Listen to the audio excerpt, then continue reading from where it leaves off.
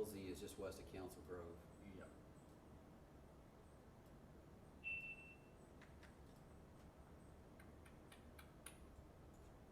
Okay, so there's no precipitation over Wilsey, so they must be north of. What did they say? They're in Wilsey, near Highway 56. There's a funnel cloud and a wall cloud in front of them. So there's no precipitation. Are they looking east? Oh, tornado wind. Yeah, that is. Yep. Wabunsee, Lyon.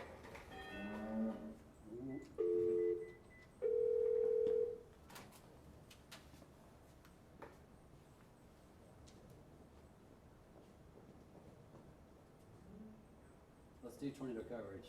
Thanks. Bye. Times expire. 9:30, radar indicated. Okay.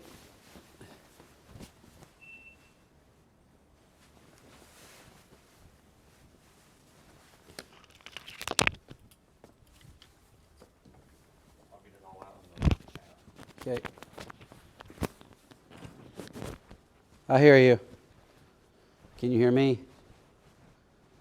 Go ahead. Let's do it.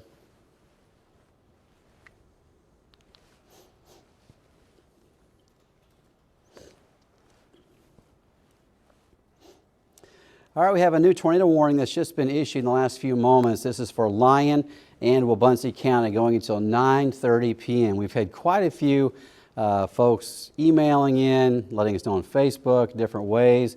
We're seeing wall clouds and funnel clouds. There's been several different things showing up certainly on radar in the sky that look suspicious. This one finally is meeting the conditions that it could produce a tornado that may touch down. So we're getting down to the area here of Wabunsee and Lyon County. Let's go ahead and put on the velocity mode here and see where we have this spin. What we're looking at there is near the town of Bushong, where we have a consistent spin showing up right here. It's moving to the northeast, and so Eskridge, Harveyville, you would be in the path of this. If it continues making its way northeast, it could also affect Topeka. That would be a possibility as well if it continues making its way in northeast direction. So 9:30 p.m. is expiration time on that for the southern part of Wabunsee and the northern part of Lyon County. It does not include the city of Emporia, so you are not in this, but the storm is moving northeast at 25 miles per hour, tornado potential, and also hail the size of a ping pong ball is what the National Weather Service is looking at as potential for this storm. So again, I'll put that back into motion, and you'll see it's moving to the northeast. Again, that motion at 25 miles per hour. I'm going to give you the tower camera look there from Emporia. We'll try to look north toward the storm, and what we have there from the Emporia cam provided by Valiant Fiber, still a good distance away from the storm, but once in a while in the lightning flashes you can see these things sometimes on the horizon. I don't see it up there at this point, but there's a lightning flash, and again it's near Bushong, moving to the northeast toward areas like Eskridge and Harveyville.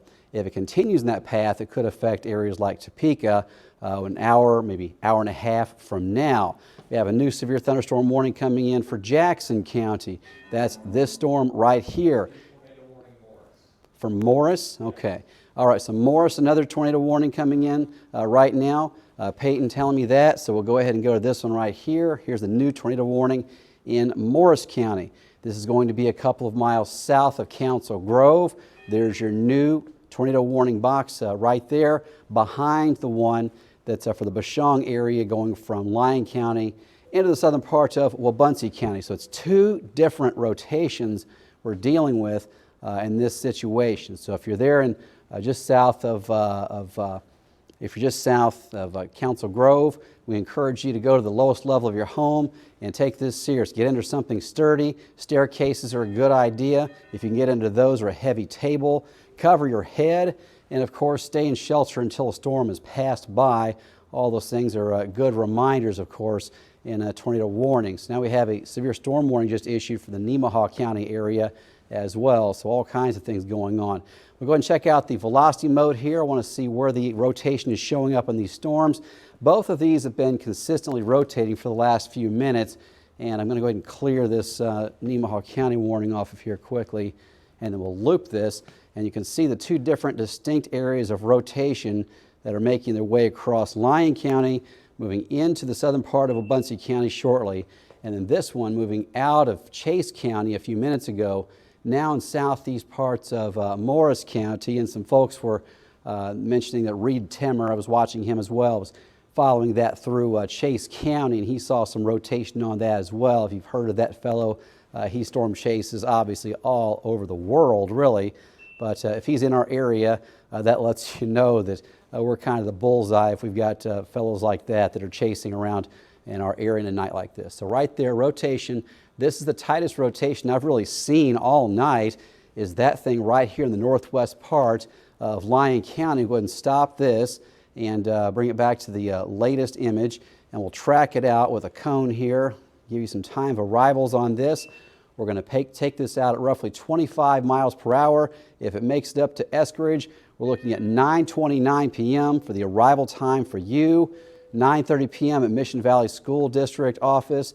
So I put some of those schools on there just in case some areas have sparse for cities, but it gives you a nice landmark so you know what we're talking about. 9:30 at the Mission Valley School District office and 9:29 there in Eskridge itself. If it goes more of a southeast trajectory, it's going to be a little longer before it gets to Harveyville, and it's not going to turn down south toward Allen.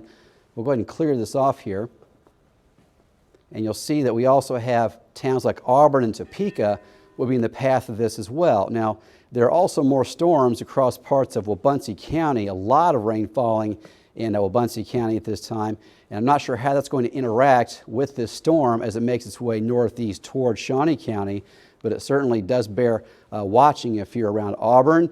Burlingame too, if you're in Topeka, you should be watching this rotation very carefully, as there's no guarantee that this won't make it all the way to the capital city. We have both of these with tornado warnings with them at this point. Then we also have the severe thunderstorm warning just issued in the last few moments here. This does include Shawnee County. We'll go ahead and get the update on this one, and it's going to include Shawnee County, a bunch of Wabaunsee County as well. And bring it back over. I'll walk over here and do it manually. But we have Shawnee County in this new warning, and bring the reflectivity back up here, and I get that latest warning data. We've got it till 9:45 now, a severe storm warning for Morris, Osage, Shawnee, and Wabaunsee counties. We'll zoom in more closely on this, and it's a long area with the severe thunderstorm warning that's in place. And it's going to go again until 9:45 p.m. We're looking at a large area there with the potential for seeing large hail. There's also potential for seeing very strong winds. Now, within that line, there have been several areas where we've seen rotation as well. So these storms are not as likely to produce tornadoes, but we have had reports of funnel clouds and wall clouds all along this line. So from from Morris County, the southeast corner of Gary, much of Wabaunsee County, all the way in the southwest corner of Shawnee, the northwest part of Osage, all in the same severe thunderstorm warning going until 9:45 p.m. Ping pong ball size hail possible in here. And there's been some areas of rotation in that one as well. Go ahead and put the velocity back up here on this. And as we loop it, you'll see there are all kinds of spots where there's definitely spin in the atmosphere. There's a little one here, a little one there. But the ones that are persistent and seem to last the longest are the ones that are more likely to produce some sort of tornadic activity.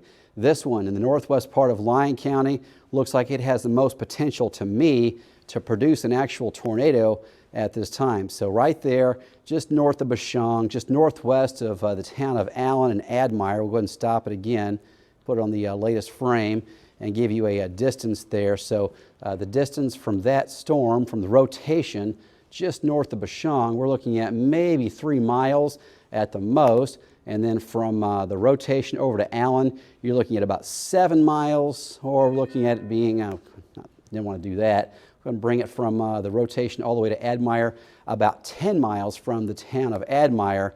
And then zooming back out on this again, you'll see that Topeka will give a mileage on this from the capital city as well. And we got that rotation from right here in the northern part of Lyon County. It's moving 25 miles per hour, and it's about 35 miles from I-470. So within the next 90 minutes, that thing, if it continues to spin like it is, could certainly wind up being a problem in the capital city. So we'll definitely have to watch for that as a possibility as well. Now the second area of rotation is going to be the one that's moving through Morris County right now, and it was consistently spinning across Chase County. It did not have a warning in Chase County, but as you put this one into motion as well, you can see the spin right here coming up just south of Council Grove, going in between Council Grove and Dunlap, right about there. That one could affect Bushong as well. So while Bushong just had the first rotation go right by you, this next one that's coming out of Morris County could affect folks around Bushong as well. It's certainly a possibility. So we have the two different tornado warnings there for two different areas of consistent rotation that we've been watching with this. So bringing it back to the latest frame here, and again, a tight area of rotation showing up right there just north of the town of Bushong, right there. If we were to see a tornado, that's going to be the area that it would touch down if it was going to do it right now. So looking at the correlation coefficient, I'm looking to see if there's any debris, and I don't see anything flying. Generally, if it goes through a town, you're more likely to see debris than if it's in a rural setting like this, but sometimes you can pick up some of the debris from these things.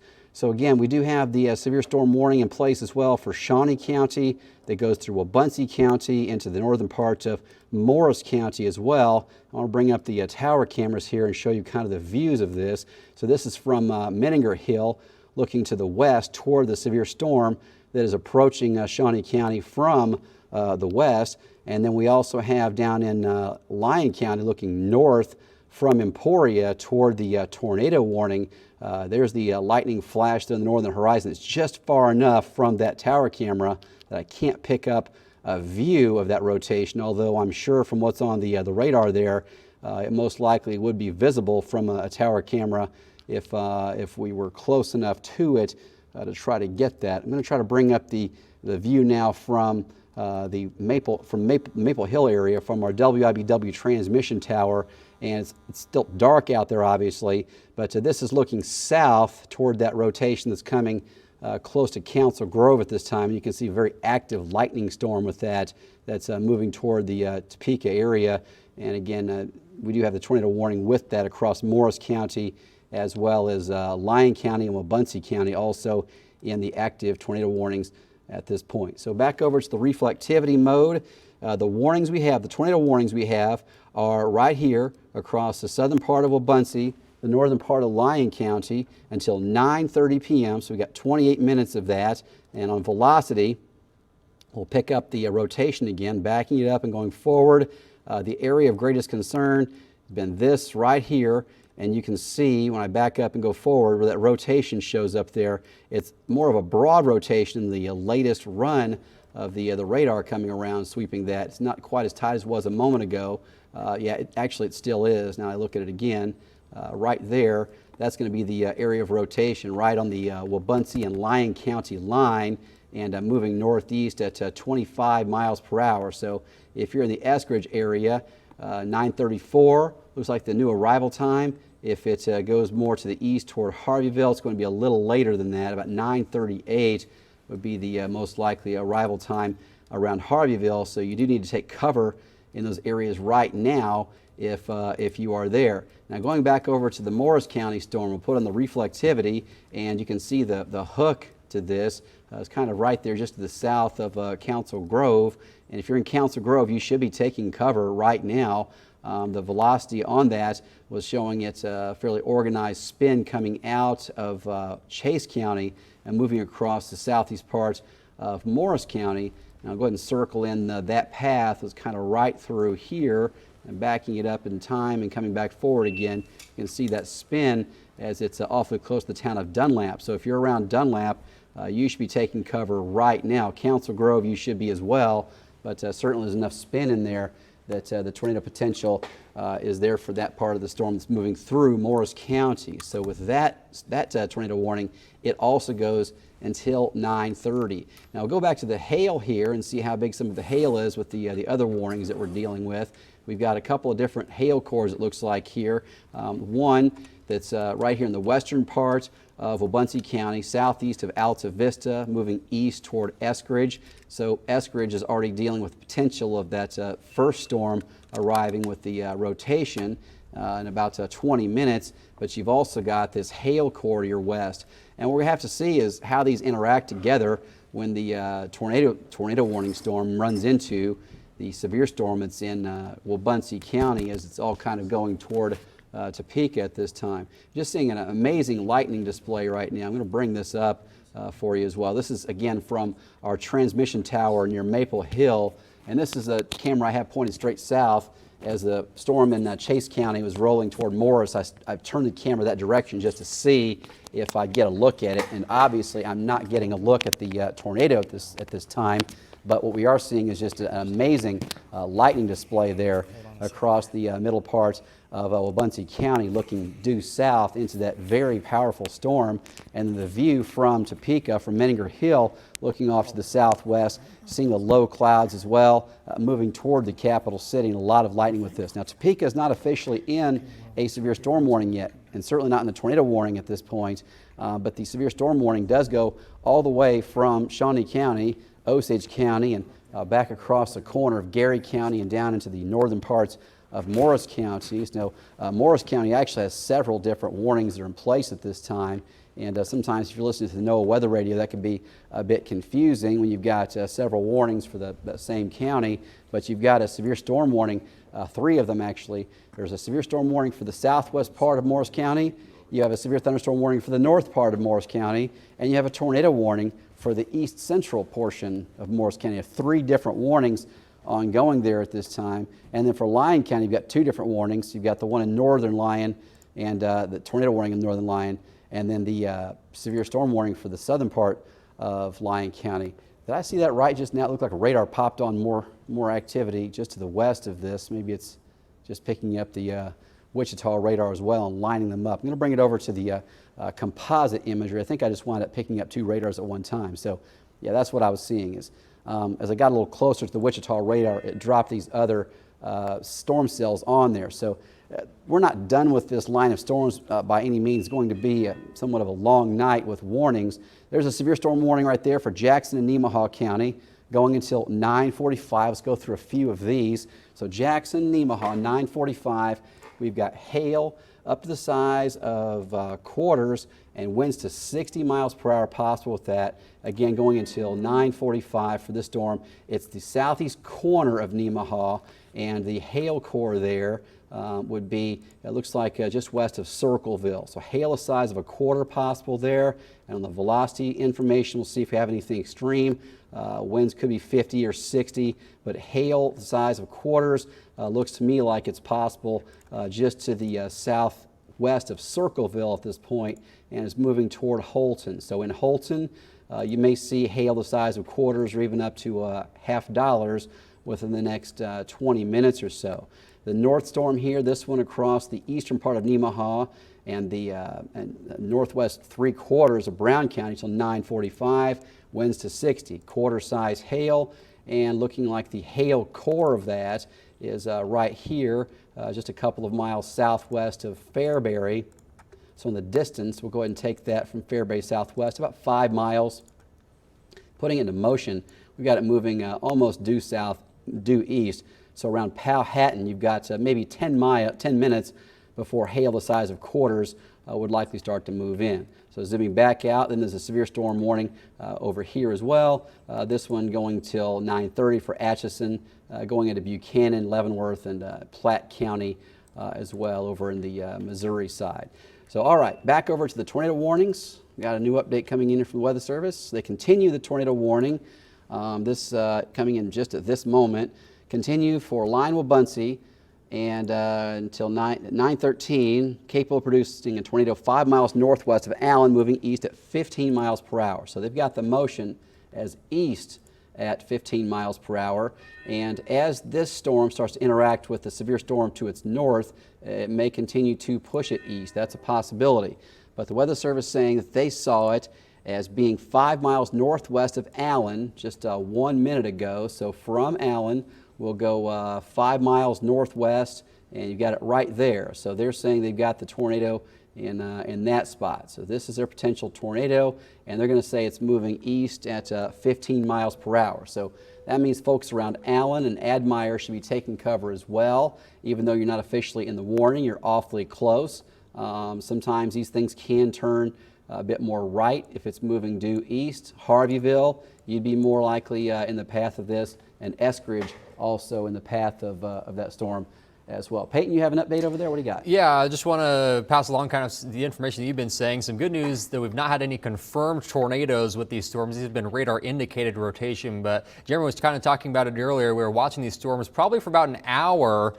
Some of them were rotating. We had some funnel clouds reported, but again, of course, also have to keep in mind that it's now past dark, so the chances that we'd get a confirmed report from a storm spotter or something like that a little bit lower. So we're going to kind of rely a little bit more on radar. But taking a view of those storms, again, the tornado warning polygons in white. Want to give a quick update for those of you across the rest of Northeast Kansas, kind of warning what's going to be happening here over the next few hours. As we take a wider view of the radar picture, we've got that cluster of storms here south of Alma to the east of Council Grove. Some more storms have developed along Highway 75, and this is as a cold front is moving into the area. These storms, I'll put the radar in loop here over the past hour, they're going to start to cluster together and move to the southeast. So we're not done with the severe weather threat. It'll continue here through probably midnight, maybe even a little bit after that, with the potential for some hail, some gusty winds, and still can't rule out that possibility for an isolated tornado or two. I'll go ahead and pull up the latest supercast here and kind of show you how things might evolve here as we get into the next few hours. And you can see the storms out there now. As we move on later into the night, notice they're going to start to progress a little bit quicker off to the southeast.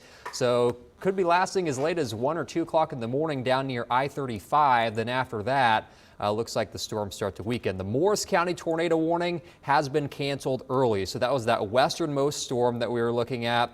That tornado warning has been canceled, but we still do continue with the tornado warning here. Again, this white polygon, southern Wabaunsee, northern sections of Lyon County. That goes until 9:30. Again, as we take a look at the latest sweep on radar, it was around right at 9 o'clock. That's when we had a brief little bout there where the rotation was a little bit stronger. I take you back there to 9 o'clock, and you can see right there to the north of Bashong, that's when the rotation was the strongest. And if we put the radar up to the current time now, we're not seeing that signature. So the chances that we're seeing a tornado on the ground right now, probably a little bit lower than what it might have been about 15 or 20 minutes ago. So again, what we're kind of looking at now looks like, based on the latest sweep of radar, might be a little bit more of a straight line wind risk, but we still can't let our guard down in terms of that potential. But it does not look quite as organized as it did about 15 or 20 minutes ago. But we'll continue to watch that storm as it moves off to the northeast. Jeremy? Hey, Peyton, so you're exactly right. The tornado warning that was in place for Morris County was dropped early. It was supposed to go till 9:30, and they went ahead and dropped it early. We continue with the tornado warning for the northern part of Lyon County and the southern part of Wabaunsee County, and you can see that storm is now interacting with the storms coming in from the north. So that does complicate the storms when they do this. It doesn't mean that the rotation goes away, but sometimes when we see this, it certainly will affect the rotation, and sometimes it goes away, and sometimes just becomes embedded in a bigger storm. I do want to show you a live view right outside the back door from the TV station.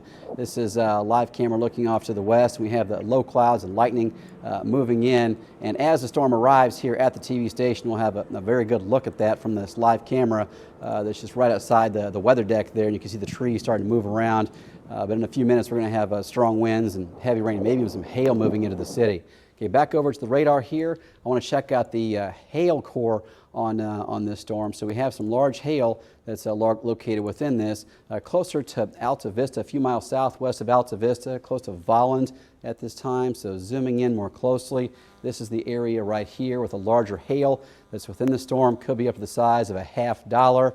That is moving to the east. So zooming back out on this is moving east at roughly 30 miles per hour. So putting it out in time, we go from this storm to the east, roughly 30 miles per hour, and it'll be putting it in Eskridge at roughly 9:44. Wabaunsee Pines Golf Course also in the path of that. This storm could even start to move more south, so Harveyville certainly in the path of that as well. So clearing this off, now that storm is going to interact with the southern storm as well, and they're really already starting to merge. So we'll put this in the composite reflectivity and look at kind of all the radars together Zoom this back out. I want to show you as these storms are kind of becoming one congealed group of storms. So when they're isolated, when they're by themselves, they have a higher opportunity to rotate.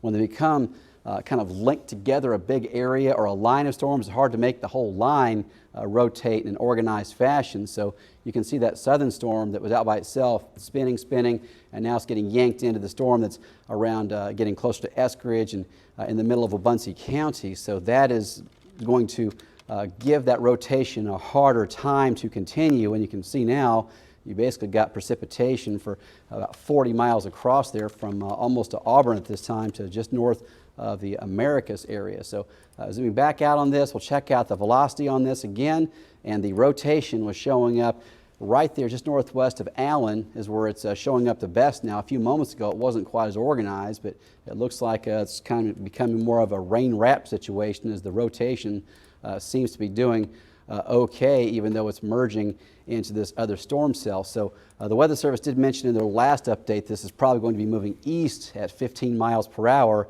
And because this northern storm is bumping into it, it may even start taking it more of a southeast trajectory. So we'll put the time of arrival on this, do the cone track, and from that rotation to the east, 15 miles per hour is going to put it in rural areas just north of Allen. You're not going to have any towns in there in this, but certainly if you're around Harveyville, it's going to be heading in your direction.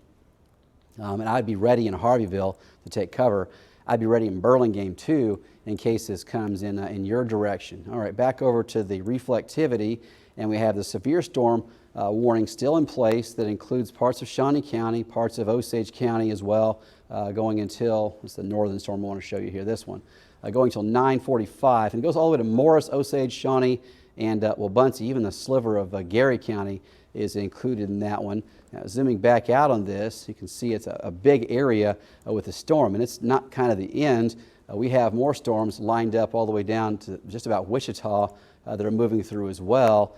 And then looking to the north, we have severe storm warnings in place for areas in Jackson County, Nemaha County, and Brown County as well. So let's go ahead and check out the latest details on these guys up to the north.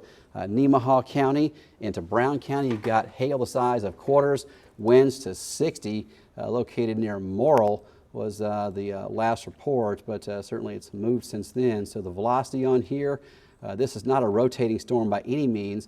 This is more of a hail producer is what it looks like to me, and the largest hail cores look like they're just north of Hiawatha and just to the west of Powhatan at this time. Now this, just south of Gulf, has just developed, and that will likely require its own warning in a few moments, but that's big hail is developing almost right over Gulf, and that's not in a warning at this time.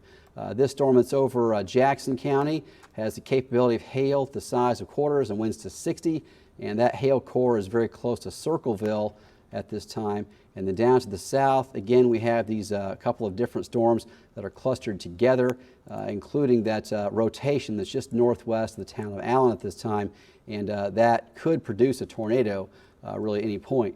There's a tower camera we do have from Emporia, the Emporia cam provided by ValueNet Fiber looking north. That's the direction toward this potential tornado if it was to touch down. Right now, I'm not seeing it down, but certainly we could at any time. Peyton.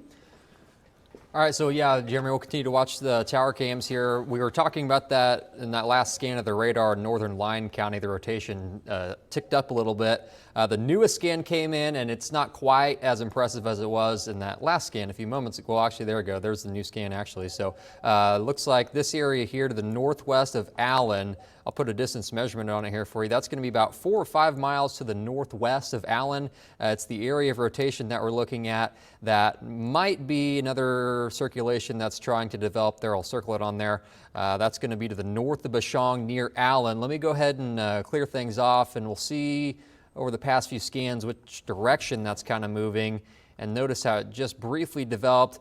So that's moving probably in an east or southeasterly direction. Again, when you're looking at what we're kind of looking at here, into the southern portions of Wabaunsee County. Those shades are red. That's going to be some straight line wind gusts that might be up to 60, maybe 70 miles per hour. But it's along the leading edge that we might have to watch for a brief spin up. And again, with that latest scan of the radar, that's still something that we can't entirely rule out. Again, this tornado warning, northern sections of Lyon, southern Wabaunsee County.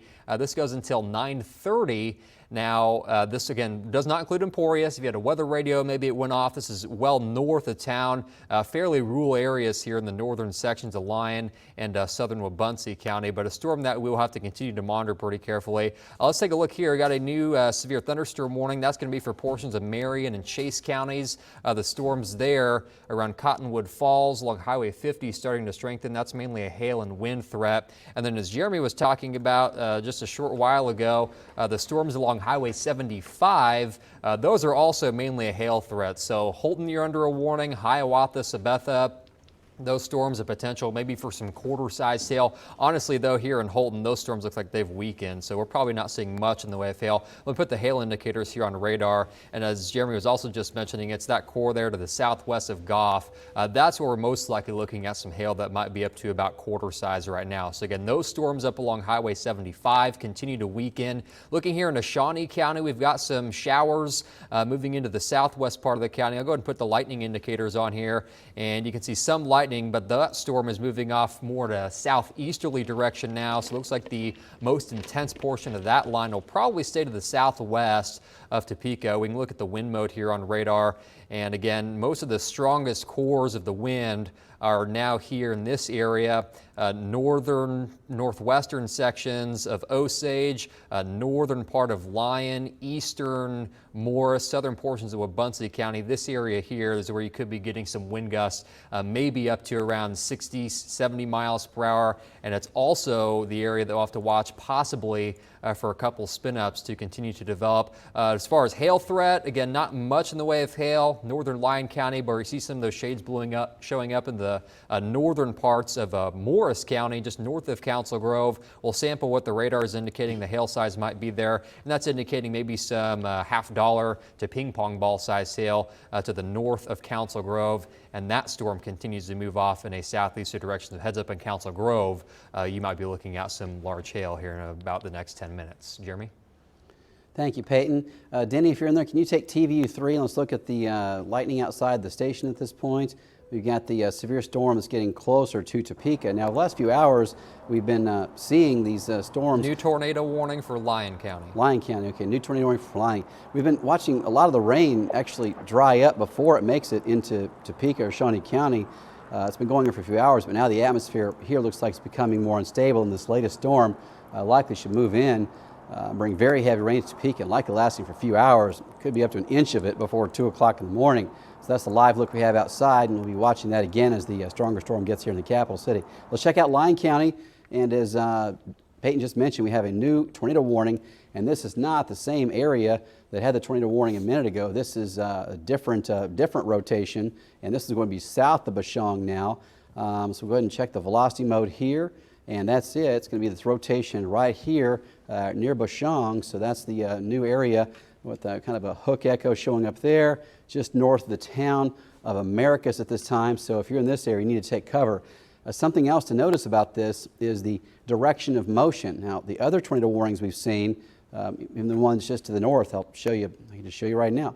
The warning to the north right here, when the warning was first issued, they took this from near Bashong northeast. Now the cold front is interacting with this, and that latest update on this storm was it was near Allen, moving east. This new tornado warning, the polygon has been drawn with more of a southeast trajectory. So what it's telling us is the Weather Service is seeing these are not going northeast anymore. As the cold front's interacting with this, it's taking the activity to the southeast at this point. So we have a new tornado warning there for parts of Lyon County, and that's a different area of rotation. It looks like a larger area of rotation and moving southeast at 20 miles per hour. Current location is near Dunlap, and they're taking this until 10 p.m. So 10 p.m. is the expiration time on this one. And you can see the rotation there developing near the town of Dunlap. Now, from what I'm seeing here on the radar and how the trends have been going, it would not surprise me at all to see that become a one big gnarly line of severe storm cells with powerful straight line winds.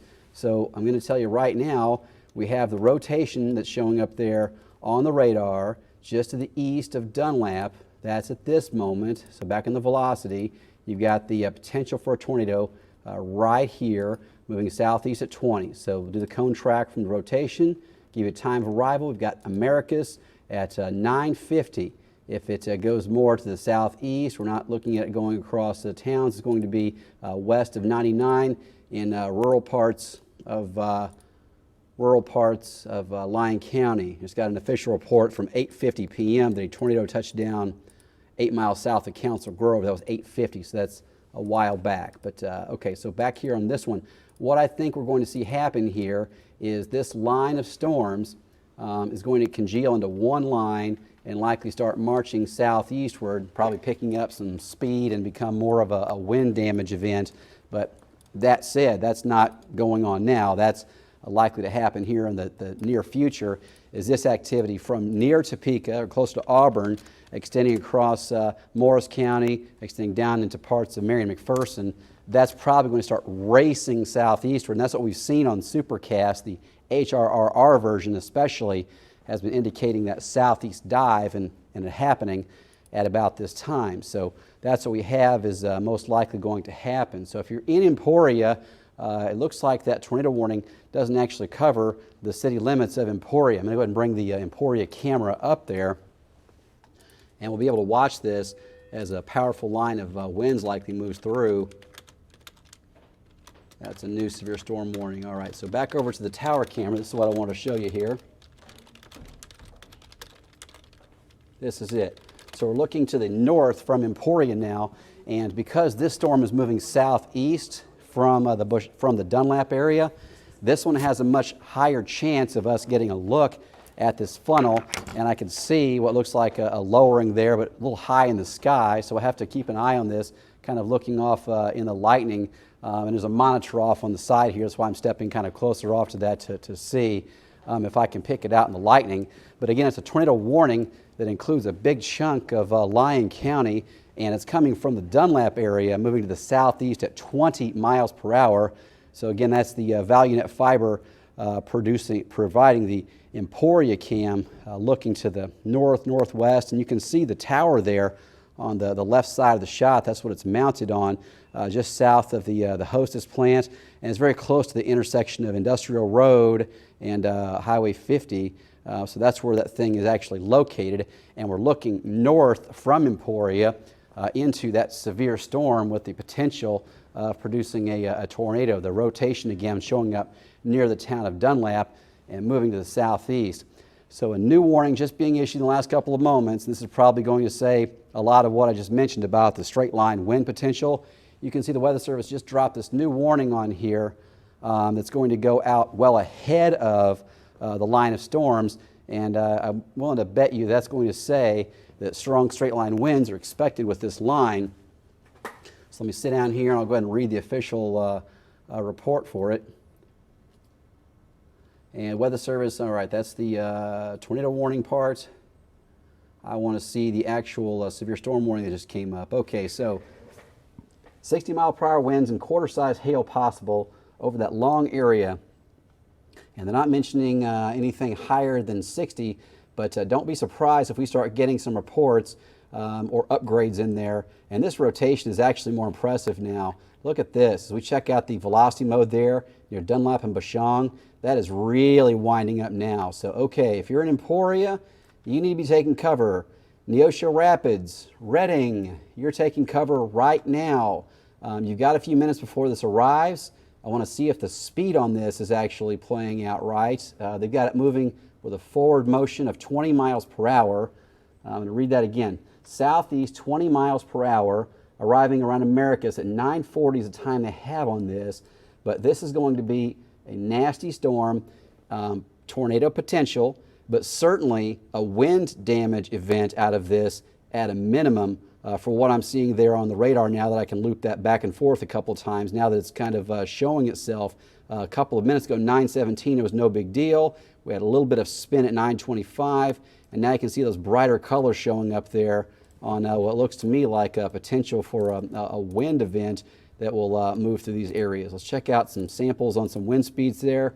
There's a 66 near the Bashong area. I'm getting some 70 plus, and that's going in the that's going away from the radar. I've got minus 53 there in the green going toward the radar. So the greens indicate reflectivity that's going toward the radar. The red is away. So I've got some minus almost a 60, and I've got some pluses in the 70 mile per hour range. And the rotation of that is going to be a mileage here from Emporia, the northern side of town. We're looking at maybe 14, 15 miles, not even that, more like 12 miles to the northwest of Emporia. So as I put the camera back on here, we're going to be watching this as it gets closer to the city, and I'll be watching that view very, very closely. Again, that's the Emporia cam provided by ValueNet Fiber, and it has a tornado warning with it. And as I mentioned, I really think that even if this does not produce a tornado, which it certainly could, it's going to be a strong wind event coming through Emporia, most likely close to 10 p.m., maybe a little after 10. But looking off to the northwest, this is going to be it right through here. We have there's lowering there. Again, when you're looking at this stuff in lightning flashes, sometimes it's difficult. Once in a while, a tornado will just pop out and you can see it really well. But I'm telling you that just northwest of Emporia, that is a dangerous storm. And now that it's locked up with the cold front and the line of storms itself, it's going to continue racing southeast, and around Emporia, you're almost certainly going to have some wind damage. The tornado warning is that right there. And let's check out it looks like the other one's been dropped now. The northern part of the tornado warning, the one that was around Allen, has now been dropped. That was just north of Allen. Still seeing some small rotation there, but it's not like it was. So right here, this is the one that was spinning a few moments ago and had the tornado warning with it. I'll loop that, and you can see it kind of lose a little bit of its characteristics. So right there, and formed here, goes east a little bit, and then kind of fizzles. Now there's still a weak rotation just there on the Wabaunsee and Lyon County line, but it's not tight, it's not well defined, doesn't look like a tornado from what I'm seeing on the radar. This certainly has strong rotation, but the overwhelming thing I'm seeing from this coming into northwest part of Wabaunsee County is it's almost certainly going to be a strong straight line wind event in and around the Emporia area. And the National Weather Service has got a new severe storm warning with that goes all the way across Osage County, down across northwest part of Coffee County, and then down here to the border of Lyon County, most likely in anticipation of that becoming a wind event and pouring south and eastward. So that's why that warning is shaped the way it is and is right out ahead of the tornado warning. So that's till 10:15 p.m., Coffee, Lyon, Morris, and Osage. And then we've got the tornado warning going until 10 p.m. Just for Lyon County at this point. Now go back over to the reflectivity, and we'll check out the storms to the north. We still have severe storm warnings, including several counties. The north looks like the activity that was heading toward Topeka has now favored that southeast move going toward Osage County. Topeka probably seeing very little in the way of rain from this part of the event. We still could see more storms later on in the night. And the activity to the north, this has mostly been hailers from what I've seen, and these are north of the cold front itself, so that's what you would expect. But near the town of Goff, still looks like a hail core right there in your area, and you could see hail in that area really at any time. Peyton, what do you have? Yeah, Jeremy, talking about that hail threat here, looking at the storms in portions of Morris and Lyon County. Let me take it back out here. So the hail potential there up near Highway 75. Let's take a closer look at these storms though, because they do look a little bit stronger in terms of the hail threat. The product they're looking at here on radar. Let's see what the radar is sampling in terms of that hail potential. This is going to be with the storm just north of Council Grove. Radar estimating some hail that might be up to around $half size still. And then the storm here to the west of Allen showing a hail core that might be about $half size. Just got a report in. This was 2 miles north of Council Grove, so we were just talking about Train spotter estimates quarter-sized hail. So let me go back here to the regular motor radar real quick, and you can see that little icon there just north of Council Grove. There's the report of some quarter-sized hail just 2 minutes ago, so that matches up exactly what the radar is showing with that hail potential as it's moving to the southeast. I'll go ahead and put a track on where we're looking at some of that larger hail. That's moving to the southeast around 20 to 25 miles per hour. So Dunlap at around 10:02, if that storm holds together, could be looking at some large hail. Bashong at around 10:04, that possibility too. I want to take a look here at the newest scan of the radar in northern sections of Lyon County. That's still a pretty pronounced area of rotation there to the northeast of Americus. Let me go ahead and circle it on here.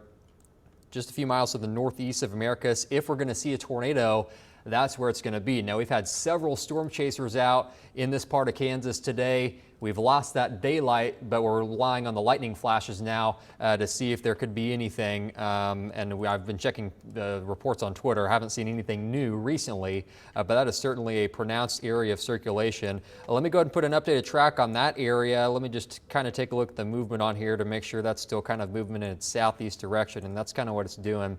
So that's moving southeast. We'll put it around 30 miles per hour. So Emporia, you're not included within this tornado warning, but you do need to keep a close eye on it. Some good news that I can offer up: if it continues on its current path, I would put it mainly over rural sections of the central part of Lyon County. But if you're in one of those rural areas along the Kansas Turnpike in the central part of Lyon County, keep an eye on this storm. Again, we have not had any confirmed report of a tornado, but based on that signature that we're looking at on the radar there, that certainly matches up right where you see that hook. Let me go ahead and take a closer zoom in there. That's going to be right there. Kind of see the inflow going into that storm. So just to the northeast of Americus, that is where, if we were to see a tornado, that's where it would be. Severe thunderstorm warning continues for this cluster as well. Okay, confirmed tornado now. That's going to be 4 miles northeast of America. So that is a new update there from the National Weather Service. They're saying now confirmed tornado. Jeremy's got a look at that on our tower cam, so let's send it over to him. Yeah, this is the view looking to the northwest from Emporia. Seeing the lightning flashes there as it's getting closer to Emporia. As Peyton was mentioning, it's not right on top of Emporia by any means, but looking to the north and the lightning, I'm certainly starting to see the lowering of the clouds and these lightning flashes as they're continuing to get closer and closer to the city. And it looks like we may have something right there kind of in the middle of that picture. But this is from Industrial Road and Highway 50. That's the Hostess plant right here in that part of your screen. But we're looking to the north from Emporia. This is a pretty close view and a good vantage point to look up at that storm. But the tornado warning right there going until 10 o'clock for Emporia. So that's where we have the tower cameras located right there on the right in the path of this at this point. So go ahead and zoom back in more closely. And again, we've got that rotation showing up right in this area. Back over to the velocity mode here. You've got your potential tornado, confirmed tornado, as Peyton was saying just a moment ago, close to Americus. We'll go ahead and put that on the map here on reports. And it should drop that confirmed tornado on. Didn't do it quite yet. What's the location? It wasn't an LSR. It was just in the text of the warning. What was the location? That was going to be 4 miles northeast of Americus. 4 miles northeast of Americus. So we'll go ahead and put the velocity back on here. I'm going to put the location that's 4 miles northeast of Americus, and that's going to put this right about here, and that's where it is. So from that location, we're going to be a distance from Emporia itself, going south of about 10 miles, 9 miles from the north side of town.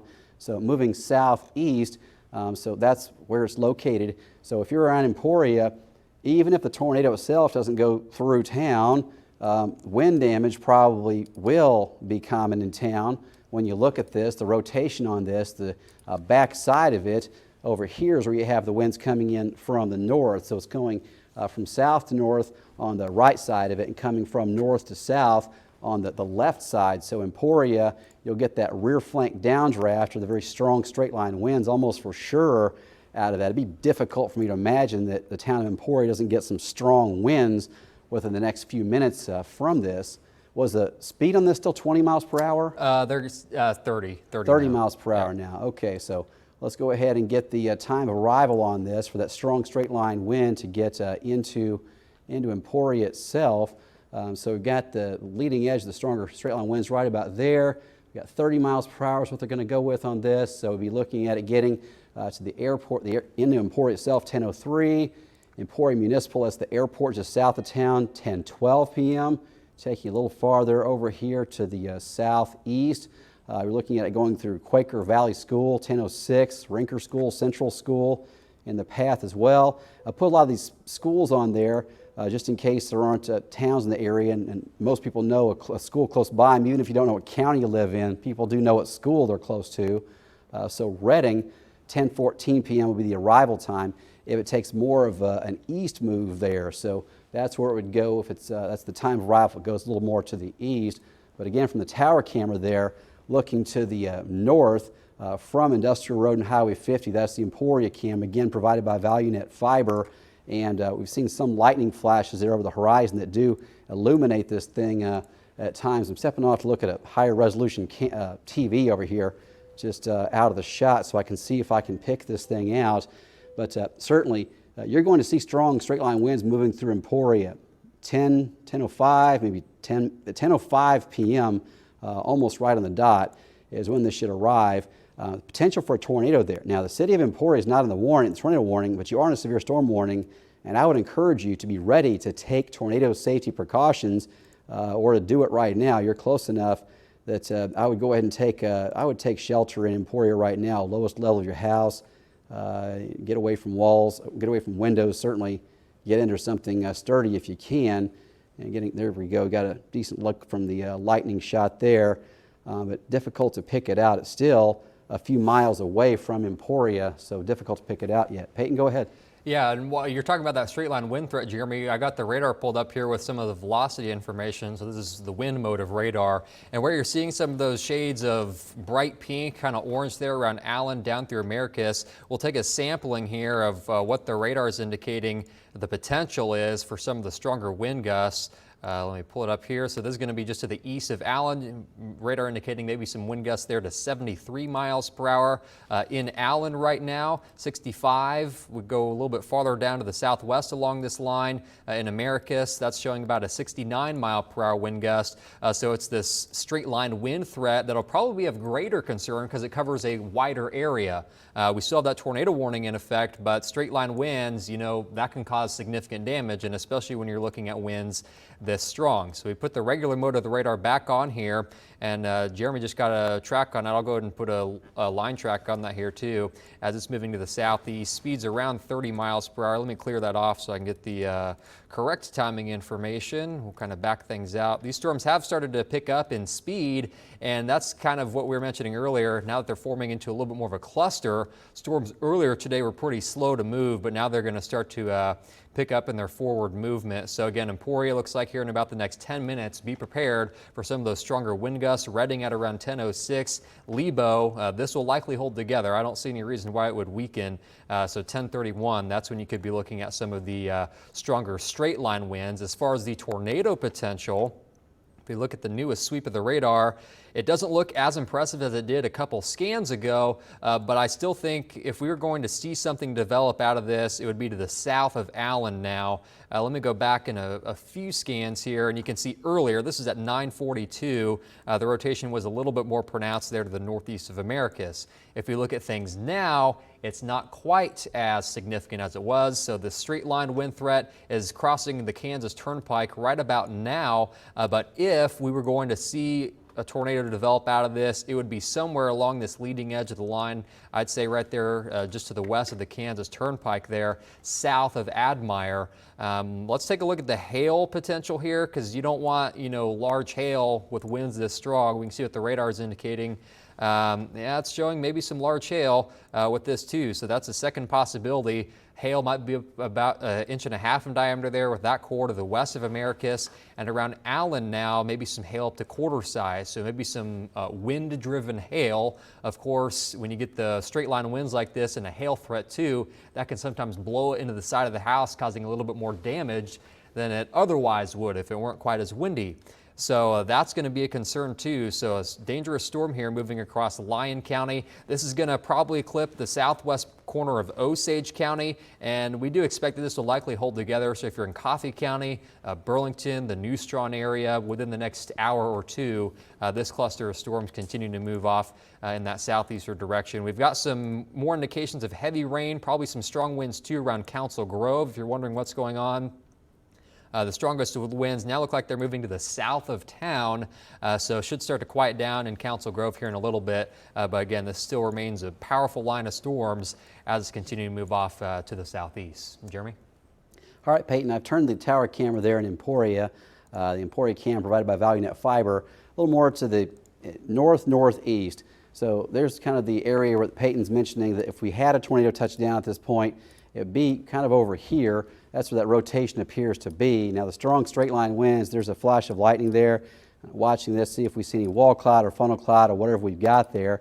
But it's this area where I'm seeing some lowering. That looks like a wall cloud to me, and that's the part that's heading toward Redding. So looks like the rotating part of this is probably going to stay north of Emporia, but the west side or the left side of a rotating storm like this generally has very strong straight line winds. Here's another look at this. That's kind of the leading edge of the strong straight line winds, and possibly a wall cloud there. I'm seeing the lightning is not giving me quite as good of a look at it as I would like, but again, just fortunate to have a look at this on the tower camera there. But it's looking from Emporia, and again I have it looking northeast into this area right here. As Peyton was mentioning, if there was a tornado with this right now, it would most likely be right there, just south of the town of Allen. So going back over here onto the tower camera, go ahead and pan this back over to the left a little bit. I really think we're going to get some strong straight line winds moving into Emporia here in the next few minutes. And interestingly, northern storms have lost their severe characteristics in most cases, but this one has done very much what the computer models were indicating, that the southern part of the storm will become more of a strong straight line wind event and kind of roll through areas like Emporia and Burlington. If you go back and watch the newscasts from last night and today, you'll see that's what the HRRR version of Supercast was showing, almost exactly that. So we did have a tornado reported to have touched down a little ways south of Council Grove earlier. Also had one reported unofficially in Lyon County as well with this storm about 20 minutes ago. But right now I'm looking at to the northeast from this. And again, it's a tornado warning going until 10 p.m. For a chunk of Lyon County there. And we're watching to see if in the next few minutes we're almost certainly going to get some straight line winds there in the city of Emporia. Around Redding, you should be taking cover right now. If you are in Neosho Rapids, you should be taking cover as well. That rotation, that hook echo that showed up on the radar, right about there. South of Allen, east of Americus. And put it back on the reflectivity and see it line up there with the higher velocities that are showing up as well. But this is by far the part of it looks like it's the most dangerous and has the highest probability of producing a tornado. So this is going to be located very close to the Kansas turn, not the I-335 there, just west of Highway 99. And the rotation part of this looks like it's going to stay north and east of the city of Emporia. So back on the velocity, that's where we're seeing the strongest velocity values that are showing up. We'll see if I can get a number on this. That's going to be it right in here. That's a tornado warning going until 10 p.m. again for a chunk of Lyon County. And I'll go ahead and put the velocity back on here. This is going to be it. Got some numbers in there, 60, 65, 73, and then some going the other way of 41 miles per hour. So you certainly have rotation showing up there, and that location is going to be in mileage. We're going to have that just about 7 miles northeast of the city limits of Emporia for really the worst part of the strong straight line winds. Now, we do have strong straight line winds just about to move into Emporia. And you can see that bright red just getting into the city in the last, and probably the next 5 minutes here, maybe a few minutes after 10 o'clock. But that bright red area is most likely going to be winds that are close to 60 miles per hour, maybe even a little higher So we'll put this back into a loop, and you can see the area bright red as it's diving southward through Lyon County toward Emporia. And again, the most dangerous part of it, the rotating part of it, is heading toward Neosho Rapids and Redding. And at this time, you are not in a tornado warning in Redding or Neosho Rapids. If the rotation continues in that direction, take it toward, put the cone track on there. If we take it toward Neosho Rapids, we're going to have this roughly arriving at 10:18 p.m., more of a east trajectory. We'll be looking at Redding at 10:14 p.m. And again, as we put the tower camera back on there from Emporia, we're looking to the northeast there. We had a lot of lightning with this, and it's kind of lighting up the strong straight line winds and the low clouds that are moving in. For the next 5 minutes, maybe 10 minutes, we'll have strong straight line winds rolling through Emporia. It doesn't look like it's more than 60 at this point, but certainly now we're already starting to see it looks like some of the winds arriving there in the city, at least the north side of town. But you can see the low clouds and the raindrops now starting to hit the camera. So yeah, the storm is arriving there in Emporia, and you can even see the camera starting to shake a bit as the stronger winds are arriving there in the city. So back over onto the reflectivity. New tornado warning. Okay, so I was mentioning a moment ago, if you're around Redding and Neosho Rapids, you should be taking cover right now because the tornado potential for this would be heading in your direction. And the National Weather Service is now adding a tornado warning for that area that does include Redding. It doesn't include Neosho Rapids. They're taking more of an east-southeast trajectory of this. We got Coffee, Lyon, and Osage, 3 counties in this tornado warning going all the way to 10:30 p.m. So folks around Redding, you need to be taking cover right now. Go to your tornado shelter, your basement.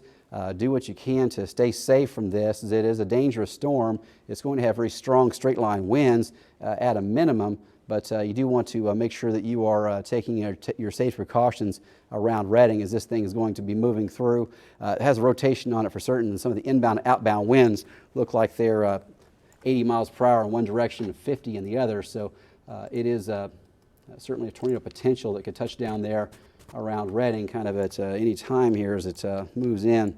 Peyton, you got an update over there? Yeah, as you're mentioning, we were talking about that possibility that this storm would still be producing some strong straight line winds, but as we were looking at there in that new scan of the radar, still looking at a little bit of a notch on the radar picture. So we'll take a look at that. This is by far, as we take a look at the wide view here real quick, this is by far the most intense line of storms. Those storms up near Highway 75 to the north of Holton, to the south of Hiawatha have weakened considerably. Now it just looks like some heavy rainfall. The hail threat is much lower, but it is still this cluster of storms here moving into much of Lyon County, northern Chase, the western part of Osage County that is still likely going to be producing some straight line wind gusts that could be up to 70 miles per hour. It looks like we got a new scan of the radar in, so I do want to take a look at that. And you can see right here, okay, there we go. That's the newest scan just coming in. So let's see what that looks like. We're looking at this notch here right along K99 highway, just east of the Kansas Turnpike. If we were going to see something to develop, that's where it would be. Let me look at the new sweep of the wind mode of radar. And again, it's still that possibility there just to the northeast of Emporia. When I say northeast of Emporia, this will likely stay out of Emporia city limits because it's moving off to the southeast. But I'll put a distance measurement on it here for you to kind of get your bearings here. This is going to be about 6 or 7 miles to the northeast of Emporia. Then we go back a few scans and watch how this is progressing in a southeasterly direction. So this will likely stay to the northeast of Emporia, but if you're in Redding, I would go ahead and take your tornado precautions. Osage City, you're included within this warning too. We do need to watch the northern section of this line now too. Oftentimes what you'll see in this type of scenario that we're looking at here tonight, the leading edge of the lines of the storms, you can get some rotation, and you usually have to watch especially the northern portions of the lines. And this might even be a little bit of something that's starting to rotate here to the west of Osage City, east of Admire. I'm not saying that there's a tornado on the ground, but that's possibly an area of, that is an area of circulation that we're gonna have to watch now. So potentially 2 areas, and we look at the warning issued here by the National Weather Service. That's kind of why they've gone with a larger tornado warning, includes more wide wider area because we're potentially looking at 2 areas of circulation here. So 10:30. Tornado warning continues. This is moving to the southeast at around 30 miles per hour. So I'm going to put a new track on this. Let me update it because I think, I need to do just let's do a 45-minute track here as this is moving off in a southeasterly direction at around 40 miles per hour. Let me clear that off. I just want to get this time to be accurate. So let's do a 30-minute track, and then we'll push it off to the southeast. There we go. So it should be a little bit shorter here. So southeast at around 30 miles per hour. That's going to give our time of arrival in Redding in about the next 5 minutes. Again, not saying that there's a tornado that's going to be in Redding in 5 minutes, but you'll likely be getting in on strong straight line winds for sure. But that possibility that we might get something to spin up. Osage City, time of arrival, 10:14. I would go ahead and take your tornado precautions because we are looking at that northern circulation now. Arvonia at around 10:16. Lebo at 10:21.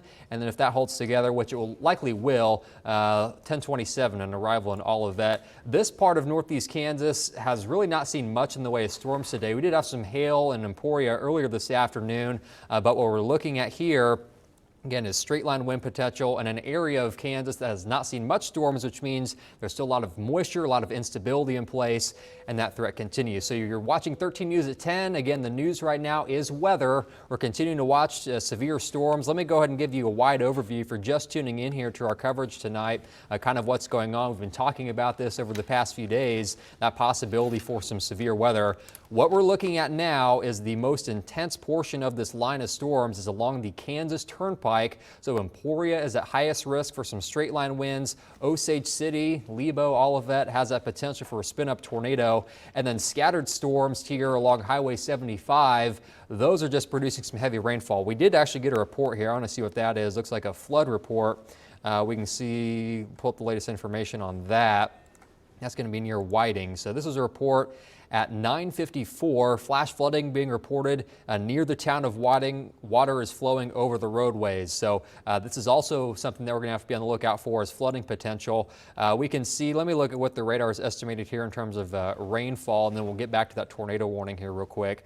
So radar is estimating some rain here over the past 12 hours. 1 to 2 inches. So this is a part of Kansas that did have some storms earlier, and so any additional storms that we see going over these same areas is going to have the potential to produce some flooding. Let's get you back down here to the most imminent threat. Again, it's that tornado warning that we have. This includes portions of Lyon, Osage, and Coffee counties. This does not include Emporia. Again, let me put the radar here over the past hour and just kind of see how things are looking. This continues to move southeasterly, so the circulation is going to stay out of Emporia. No concern there, but there is likely some strong straight line winds now moving into Emporia. Let's go back. I want to sample some of the new data here in terms of the straight line wind risk, and we can kind of see some values on what the radar is indicating. Right along the Kansas Turnpike here, where you're seeing those shades of brighter pink, that's going to be some wind gusts maybe up to around 70 miles per hour. We can sample things north of Emporia, gust to 44. Now the radar might not always estimate the winds accurately, but just anytime you see this signature here that we're looking at, that's going to be a concern for some straight line winds. The leading edge of it right there, where it changes to red, that is going to be the leading edge of the straight line winds moving off to the southeast. As far as the tornado potential, we're still looking at 2 areas of circulation potentially that could possibly produce a tornado. One's going to be there just to the west of Redding. The other is to the west of Osage City. Let me check here and see. I haven't seen any reports from the National Weather Service of any sort of confirmed tornado within recent time. I'll check here on Twitter because we've had several storm spotters out monitoring these storms throughout the afternoon and evening, just kind of see if we were getting anything new. I'm not seeing anything in terms of reported tornadoes here within the past few minutes. So that's some good news, but also we do have to keep in mind, of course, it's dark out. So if there is a tornado, it's going to be a little bit harder to see. So those are the 2 areas of circulation that we are continuing to monitor as those continue to move off to the southeast. And then the straight line wind risk is this much larger area of the northern sections of Lyon County, where we could be looking at some of the stronger winds. Let me go back here. I want to show you supercast in terms of what the storms are going to be doing as we move on through the remainder of the night. We're going to continue to see these storms move off to the southeast. Straight line wind gusts, some hail will be the primary threats. but we still can't rule out that possibility for a tornado or two to spin up within this line. As we get closer to midnight, the storms are going to begin to push south of I-35. And that's when we think the severe weather threat will start to diminish. But again, that's the way things are looking right now. Jeremy, let's go over to Jeremy here with an update. Go ahead, thanks, Peyton. I'm just fixing a computer crash over here on the side, but I do want to show you the storm moving into Emporia right now. This is a live look from the Emporia cam provided by ValueNet Fiber, and you can see the strong winds moving through the city and very heavy rain as well. Now, as Peyton was mentioning, there are areas of rotation north and east of Emporia associated with this, but the clouds are low enough, the rain is heavy enough that from this vantage point in Emporia, it's very unlikely we'd be able to pick out a lowering or a wall cloud or a tornado looking off to the northeast in this situation. So if you are in areas across the eastern part of Lyon County, the northwest part of Coffee County, and southwest parts of Osage County, you should be taking cover right now. Neosho Rapids, you should be taking cover. If you're in Redding, you should be taking cover right now. There's a rotation showing up on the radar getting just a few miles away from Osage City. Really,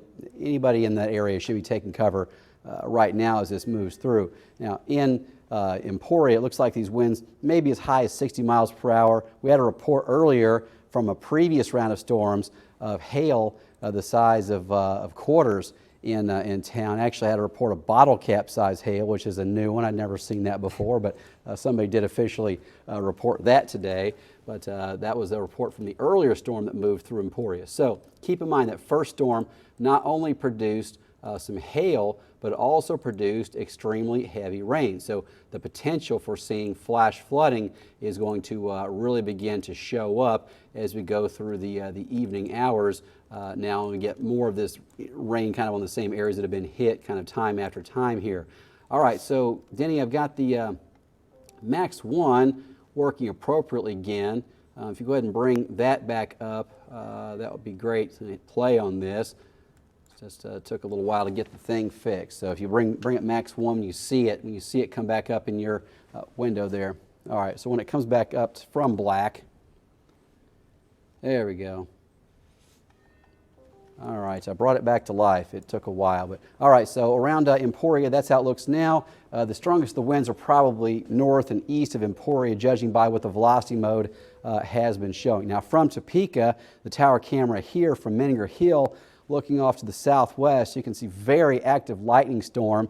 It looks like the worst of the winds and the rotation have stayed out of Topeka. We do have more development of thunderstorms across parts of Shawnee and Wabunsee County. The National Weather Service has been tracking that, but just an amazing display of lightning looking to the southwest from the Capitol Federal Skycam there on Menninger Hill right now. And that's the current view. Again, looking to the southeast from Topeka, or southwest from then Emporia, 73 degrees, dew point of 68, extremely high moisture content in the atmosphere, and the storm is certainly fueling or feeding off of that. So the tornado warning going until 10:15, severe storm warning for this part for Coffee, Lyon, Osage for strong straight line winds.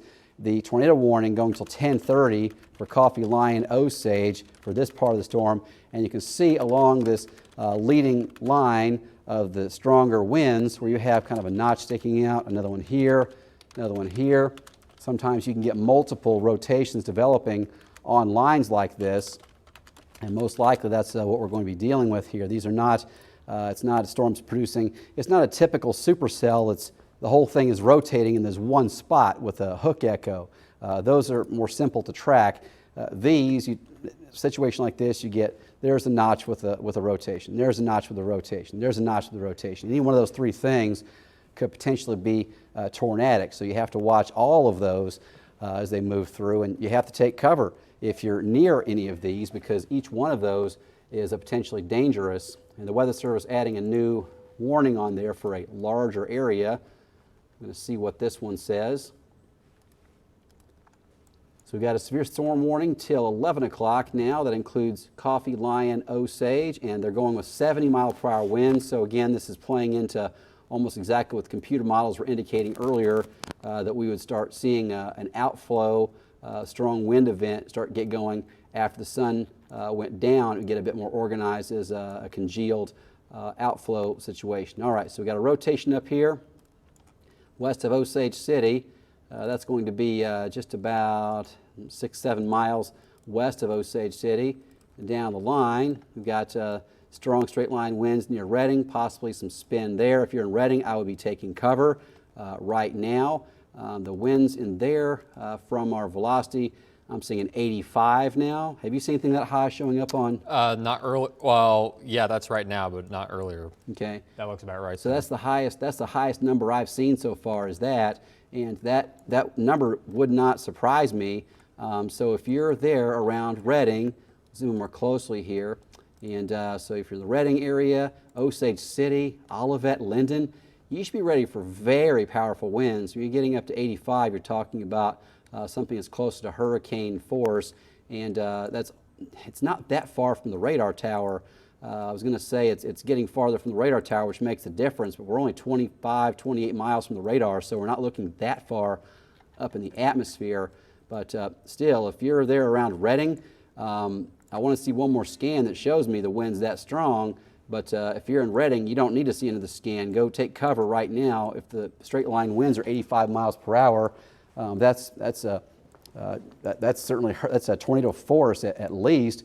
But that right here, diving southeast, is a very, very dangerous storm heading toward the Redding area at this time. So back over on the cameras, we'll check out the view from Emporia again. And there it is. We've got strong winds and heavy rain sweeping through Emporia right now. It's a severe storm. You could lose some trees with this. Possibly have those trees and they hit power lines and the branches come down. Certainly you can have power outages and that kind of thing. So that's a possibility around Emporia. The other problem is we've seen a lot of rain in this area today. I'm going to see what the Doppler radar estimates are going back 6 hours. Let's go back 6 hours here.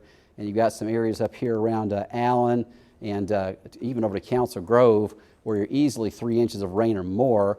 And we've had some flash flood warnings out of this already, and probably going to see more of them through the night. So again, back to the velocity, that's the big concern here, and that's a bow showing up here.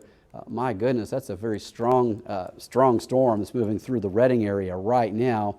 You should absolutely be taking cover around Redding as that moves through with powerful straight line winds. This bow shape right there, that's an indication of extremely strong winds. Let's go back to the draw on here.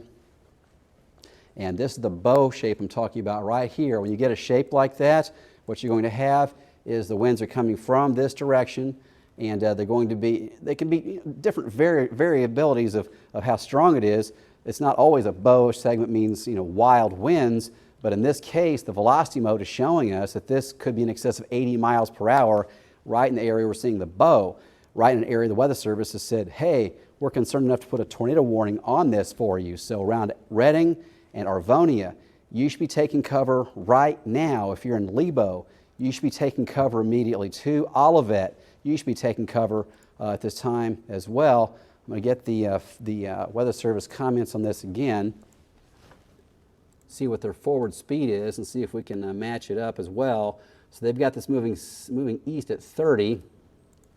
So if we take this, and we'll go ahead and zoom in a little more, it's really on top of Arvonia right now. So going to Olivet, we'll take it to you. From the leading edge of the worst of the winds, if we got it at 30 miles per hour, you got it coming through at 1029. Beto Junction would be at 1040. Excuse me. Then from the southeast part of this toward Lebo, you've got till 1025. The Church of Christ there, southeast of Lebo, 1041 is when it would arrive there. So this is going to be maybe moving faster than 30 miles per hour once it starts to bow like that. But certainly, again, it's a very powerful storm that's moving those directions. Peyton, go ahead. I'm going to see if I can find a KDOT camera along there with a shot. Yeah, so just continue to monitor. This is definitely the most intense line of the storms. I'll go ahead and back out here, give you a quick regional overview of what's happening here at 10:15. Storms continue along in southeast of the Turnpike. This is definitely the strongest cluster of the storms now. What we're looking at north of I-70, not severe, and we may very well be done with storms north of I-70. We'll have to watch that, but for sure the severe threat right now is looking like it's going to stay confined to areas along in southeast of the Turnpike. Looks like we've got a storm developing near Lawrence. That one's not severe. So by far, this is the strongest portion of the line. Southern portions of Osage, most of Coffee County included within a severe storm warning. That is due to the potential for some straight line wind gusts. This warning goes until 11. So this cluster of storms will not weaken. There's nothing that's going to stop it as it moves to the southeast. So be prepared for some wind gusts. It could be up to 60, maybe 70 miles per hour. Let's go ahead and put a track on this here as it's moving to the southeast. Let me go ahead and expand it out a little bit further in time. Now maybe see if we get portions of Coffee County on the track as that's moving to the southeast at around 40 miles per hour. So as we put that latest times of arrival on there, Linden, you should be in shelter. Lebo should be in shelter because, again, there's still that little bit of circulation that we're watching. This holds together. Hall Summit, 1037. Burlington, this will be arriving in about the next 30 minutes at 1046 with that potential. And then Princeton by around 1055. So rapidly moving line of storms moving to the southeast that continues with the potential for some straight line winds. In terms of the hail threat, we can see what the radar is estimating there. Where you get into those shades of some lighter blue, that's maybe some hail up around quarter size. So it's mainly a straight line wind threat, but there around to the west of Reading might get some hail up to quarter size possible.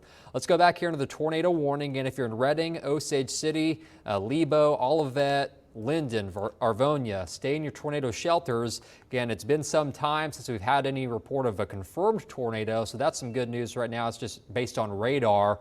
There is some rotation, but you still want to stay in your storm shelter just in case this were to spin up a tornado. Both circulations are somewhat broad. We'd be looking for a very tight area of circulation to think there's a good chance of a tornado right now. But based on what I'm looking at here, these areas of rotation are still somewhat broad, but still something where you can't rule out a tornado spinning up. So they're near or just to the southwest of Osage City.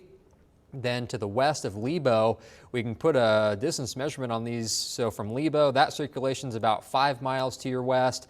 And then this northernmost circulation here, it's going to be moving to the east of Reading. Looks like it's about 6 miles to the north of Arvonia, to the about 4 miles southwest of Osage City.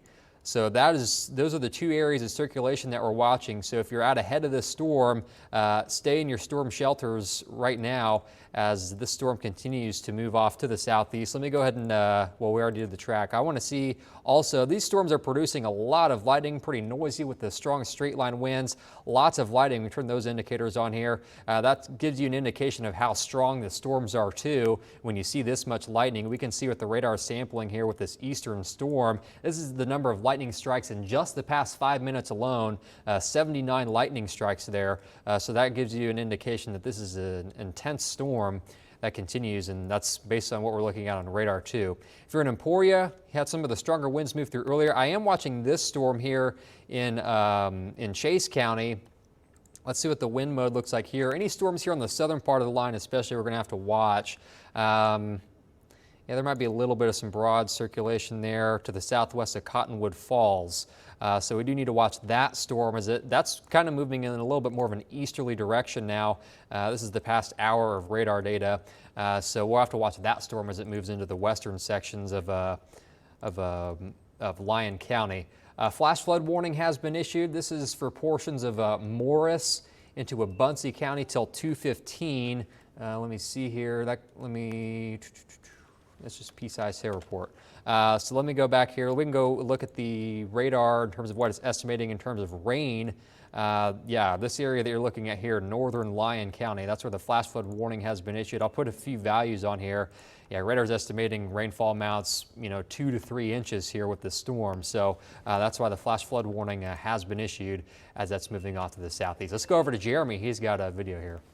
All right, thanks, Peyton. This is from Emily Stevens in Waverly with video of the storm approaching. Waverly not in the tornado warning just yet, but that's what it looks like out ahead of the strong straight line winds. It wasn't long ago, it just really a few weeks that Waverly had extensive wind damage from a powerful storm, and now you've got this tornado warning heading your way as well. So around Waverly, please be ready to take cover. That thing is heading in your direction. Looking outside live from Topeka now, that's the view from the capital city. Looking to the southwest from Menninger Hill, our Capitol Federal Sky Cam there on the northwest side of the city, seeing a lot of lightning, just amazing lightning to the south and west. Emporia, we're seeing the temperature drop now, 66. It was in the 70s an hour ago, and now with the storm moving through, the temperature has dropped, and we have the tornado warning moving through. Again, that video is from Waverly, and looking to the northwest into that amazing amount of lightning that's coming through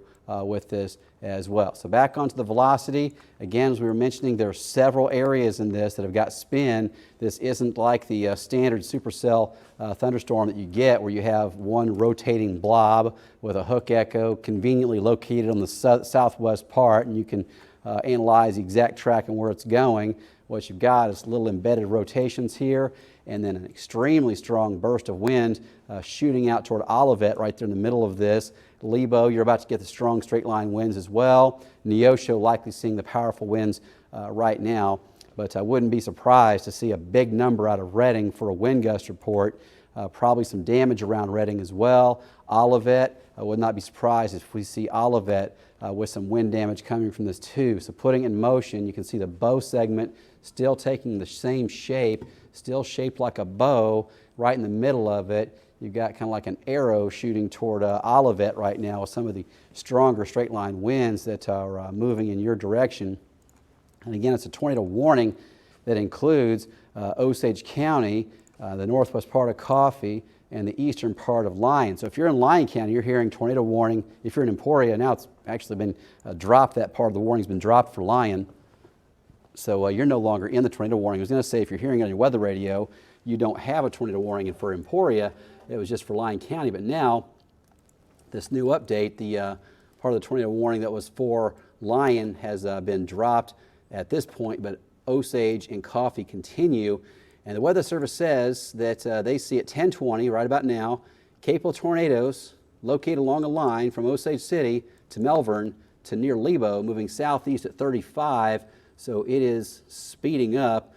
So they said from near Melbourne, Osage City to Melbourne Lake. Oh, Melbourne Lake, not the city of Melbourne, Melbourne Lake. Okay, so you're looking at an area there from Osage City all the way to Lebo, and they're saying right along that line, anything in there could spin up a tornado at any time. So that's why that's why you've got, again, it's not like a standard supercell individual storm cell that's easier to track. This is one where you can have spin up tornadoes anywhere along the line, but along with that, we're also seeing almost no doubt some strong straight line winds right there in the middle. It's been gusting consistently with numbers in excess of 70 miles per hour. I even saw some 80s popping up in there as it went through and near Redding. That was at a 10:09. There's 10:10, and then 10:19 now. We'll see how far it's gone in, let's see, there's 10:10, from 10:10 to 10:17.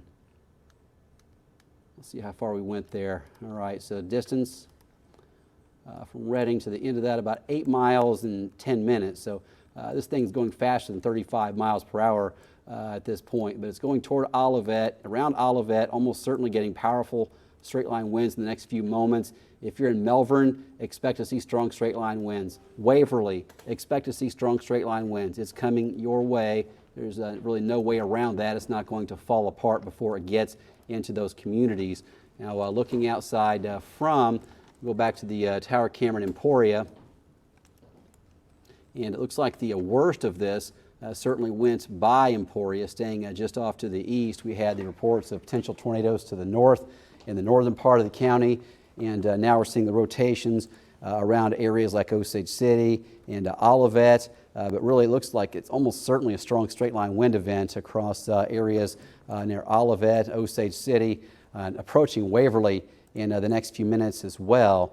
So we'll go back over here to the velocity mode on this, and really that's the key part of this. I do want to mention as well, Chase County has a severe storm warning, and one of the things that you see once in a while in these, you don't see it very often, is severe thunderstorm warning, tornado possible, you have to watch them close, because if they see a rotation that's weak enough or strong enough to get their attention but not strong enough they think it's on the ground yet, the Weather Service may say tornado possible in a severe storm warning.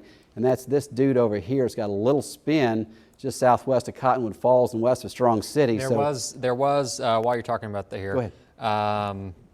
there was a report. There was a funnel cloud reported at 10:15 on that storm. Okay, at 10:15 they did do a funnel cloud report on that. Okay, so that's the storm that's in Chase County. So they still haven't done a tornado warning with it. But if you're in Emporia and you're saying, I've had enough tornado warnings surrounding me, if you're in Emporia, you need to keep an eye on this one, because it might be another Lyon County tornado warning. That is a real possibility, so be ready for that just in case. So again, we have strong straight line winds making their way through Osage County into the northwest parts of Coffee County at this time, and also some of the stronger winds are still in the eastern parts of Lyon County. So we had a hail report right there. That's quarter size hail, 9:57 p.m. There's a hail report, quarter size, 10 o'clock. Near Admire. That was a funnel cloud report.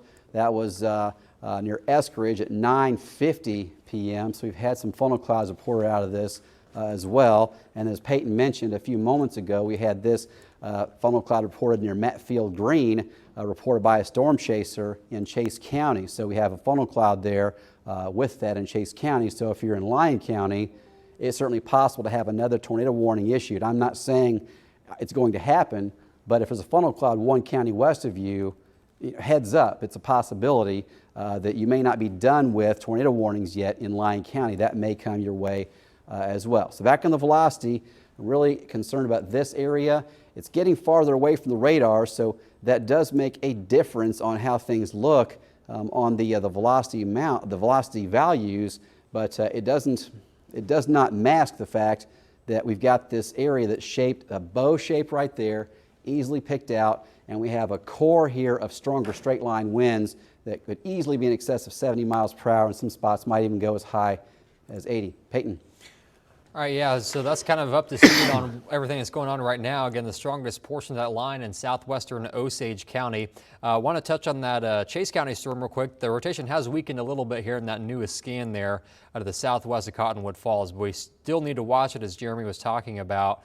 One thing that's going to be kind of interesting is that cell was rotating because it was kind of out by itself, but now it's kind of merging together with this cluster. So we'll have to see, because this cell is actually kind of moving more in a due easterly direction. So we'll have to see how the movement of that, maybe how that will shift once it interacts with this cluster. So we'll have to keep watch on that. So keep paying close attention to the weather in Emporia as we watch that next storm move in from the west. I want to look at the hail potential here. Hail threat has started to decrease a little bit. That can often happen when you're starting to look at more of a line of storms rather than individual storms. So usually when you get that line, that's when you start to transition over to more of a wind threat rather than hail. But we can still see what the radar is indicating here to the southeast of Redding, and maybe some penny to nickel-sized hail. A little bit stronger storm south of Cottonwood Falls. That one might have some quarter-sized hail with it. But by far, the strongest storm continues here in southern Osage, northern sections of Coffee County. Even if we don't get a tornado out of this storm, it is very likely to produce very strong straight line winds in this area that you're looking at here within that shade of some brighter pinks. That's where we're going to be looking at some of the strongest winds moving through Arvonia right now. All of that probably right about now or within the next minute or two. Lebo as well. So Melbourne heads up, Waverly, New Strawn, I even think Burlington, you're going to be looking at this potential. We can look and kind of take a sample of some of the newest velocity data here. There's 76 miles per hour to the west of Olivet around Arvonia. Radar is showing maybe some wind gusts to 75. So that's by far the most intense portion of this line. I'm going to go ahead and put an updated track on it as it continues to move off to the southeast at around 40 miles per hour now. It's been picking up speed, so we'll get an updated track as that's going to be moving into a good portion of Coffee County. That's going to arrive at the Beto Junction right about now. Melbourne at 10:32, looks like Burlington at 10:41. If that holds together, which it likely will, Westphalia at around 10:56. So straight line winds up to 70 miles per hour. The tornado warning goes until 10:30. I've not seen any information from the Weather Service yet on if they're going to issue a new tornado warning, but we should find that out here momentarily. So for now, we'll send it back over to Jeremy. All right, Peyton, do want to mention we also have flash flood warnings that are in place right now. Lyon, Morris, Wabunsee County going until 2:15 a.m. That's for the northern part of Lyon, the southeast part of Morris, and the very southeast part of Wabunsee County till 2:15. And then we have the Jackson County area, including Holton, with a flash flood warning that goes until midnight. The storm around Jackson County, the reports are that up to 3 inches of rain has already fallen, with more rain on the way. And then the southern storm there across Lyon, the southern warning that is, also seeing up to 3 inches of rain has already fallen, and it is still coming down in parts of Lyon County, Morris, and as well as over into Osage. So we have the two different flash flood warnings that are in place right now. Let's check out what the latest is on this tornado warning, and the Weather Service not commenting yet on it. It looks like it's expired. I don't see that they mentioned they're going to cancel it or let it go. Did you see a mention on that? No, they haven't mentioned anything yet. Okay. All right, so the LSR on it, we had flash flooding reported a few minutes ago, water flowing over Road 340 about a foot deep. Had a report of pea-sized hail from emergency management in Osage City. That's just a few minutes ago. And then we've got several roads underwater in north and southern Lyon counties. We're going to have to watch and see how that plays out. But as of right now, there is no tornado warning in our area. The most dangerous thing by far that I see right now is going to be this guy right here. So now that the tornado warnings have dropped off, we're going to go ahead and go back to the news. You guys ready to do that? All right. So I'm going to mention this. Right on the border between Osage and Coffee counties, we have the most dangerous storm with the strong straight line winds, likely gusting 70 miles per hour, maybe even higher. Olivet, Waverly, Lebo in the path. And we do have the, I didn't hear you. Okay, so the new expiration time of that 11 o'clock, Weather Service says 70 mile per hour winds and quarter-size hail possible with that. That's the new warning, sorry, till 11:30 for Coffee, Osage, Anderson, and this is going to be for, again, 70 mile per hour winds and possibility of quarter-size hail. I'm going to say that there's going to be more reports of 70 mile per hour winds and fewer reports of the hail, but at this point it does not look like it's rotating enough to cause a tornado warning. So that's it for the weather coverage for now. We'll have a full first alert 8-day forecast coming up in a few minutes. Right now, let's check in with Ralph and Melissa. Thank you, Jeremy. Thanks for staying up. And 10:30, we're going to get the news on here. And Jeremy, of course, with Peyton, will break in at any time. But Melissa, we have some news to get to. But first of all, we are going to check in again one more time with Jeremy and Peyton. Right. They have been talking about the tornado warnings we've had throughout the evening. There are some power outages that we're going to check in the Reading area in particular. But let's just get a quick recap, Jeremy, if you will, on the current warnings we have out there. All right, Ralph, Melissa, so here's what we have right now. We have a severe thunderstorm warning that goes in place till 11:30. It's for a bunch of Osage, almost all of Coffee. We've got Franklin and Anderson in this as well. The threat here is hail the size of quarters, but the most common threat is going to be winds in excess of 70 miles per hour. Melissa just mentioned that we have reports of a lot of wind damage around Reading. I'm going to put this into motion. Actually, I'll zoom it in first, show you where Reading is located, and then we'll put this into to motion over the last 1 hour loop of radar, and you're going to see that bright burst of orange and red go right through Reading.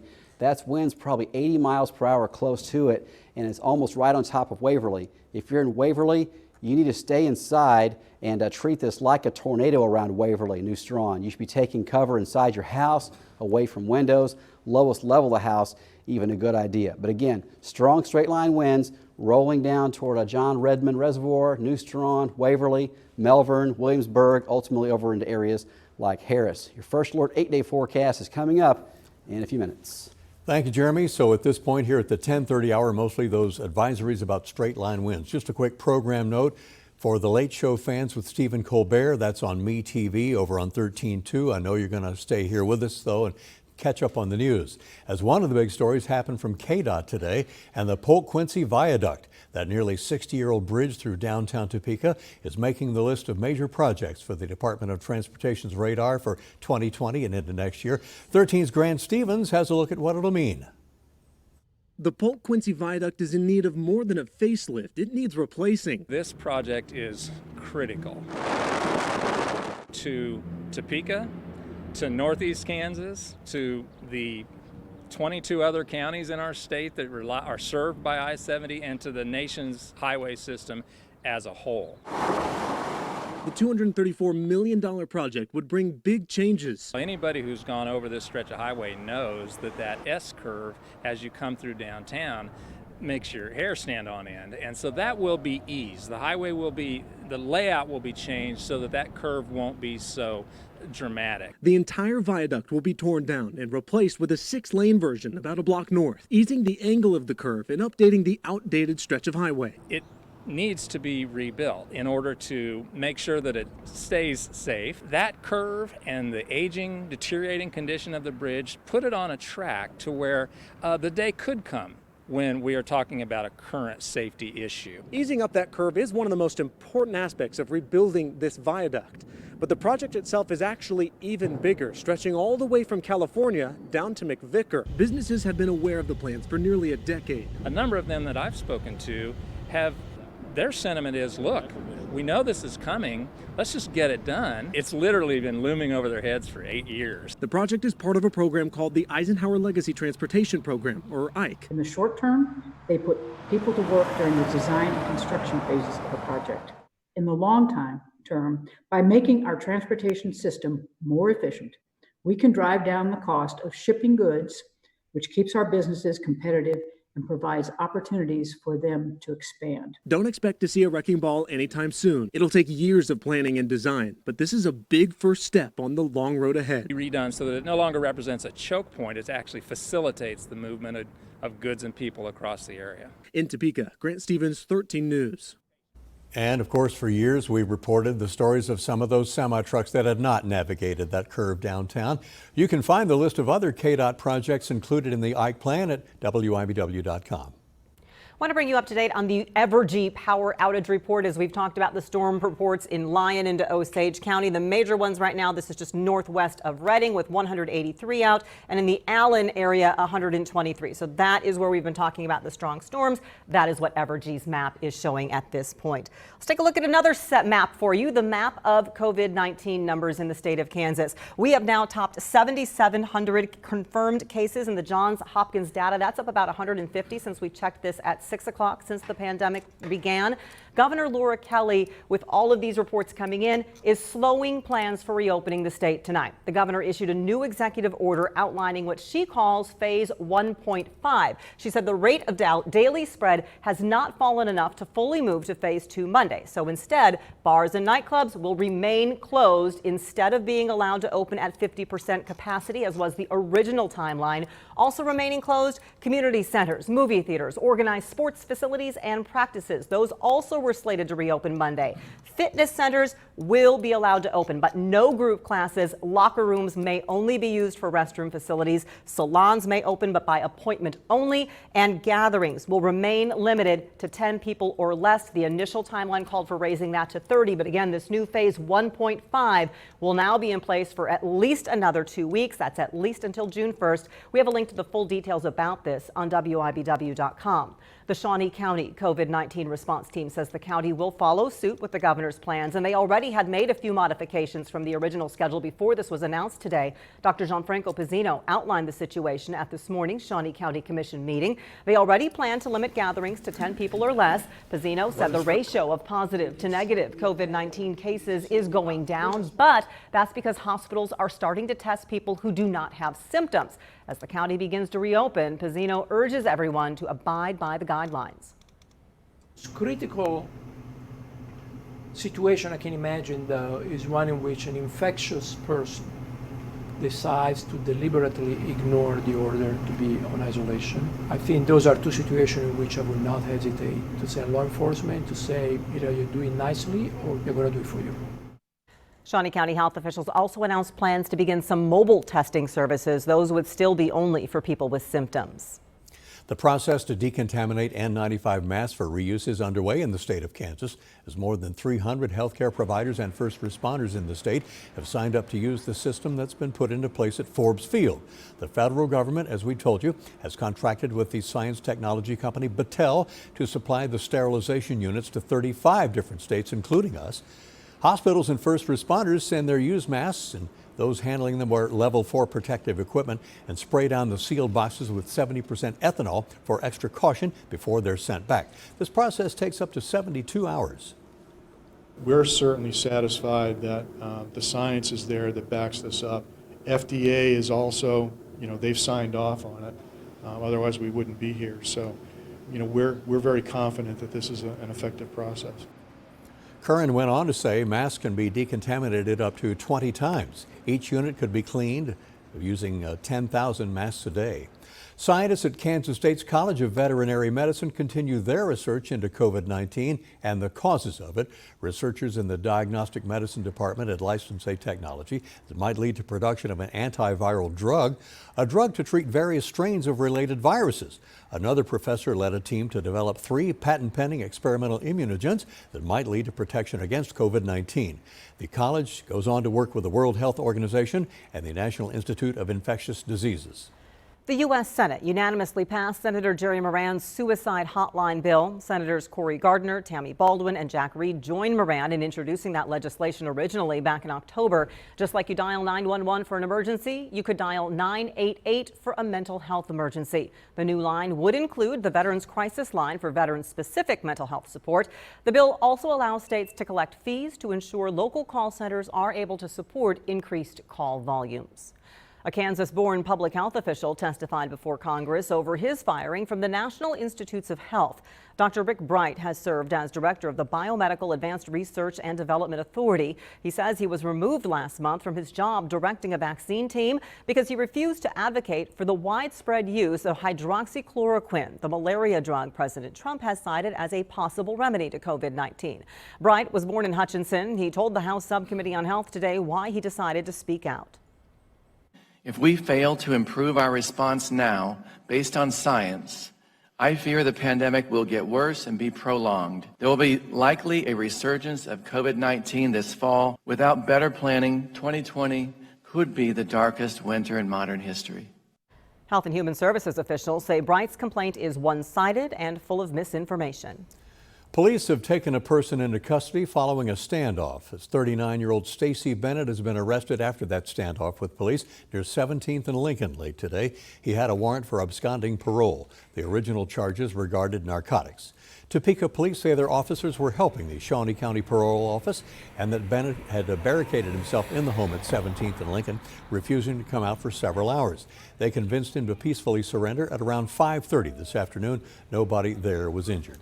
A 22-year-old Topeka man is jailed on suspected weapons violations. Officers stopped Tyron Michael yesterday morning near Southwest 21st and Bell. Topeka police say officers seized a handgun and he was booked on suspicion of an aggravated weapons violation, marijuana possession, and a street gang bond enhancement.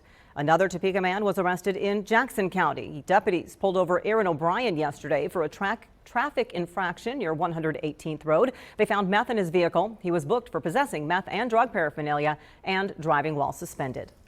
And a kitten, yes, a kitten in Valley Falls is proving to be quite the fighter and working to find a forever home. 13's Kimberly Donahue has this ferocious feline story of survival. Tony the Tabby is a half-pound, 8-inch force of strength. At 6 weeks old, he survived a drowning attempt in Valley Falls that killed 3 of his siblings, not far from Jefferson County Humane Society. We've tried our best to accommodate for him, and we actually have a mother that has kittens about the same age as him, so we threw him in with them, and she's taken to him. She's just nursed him like one of her own. Tony is now part of the Scarface litter, named for characters in the movie, and his transformation is vivid.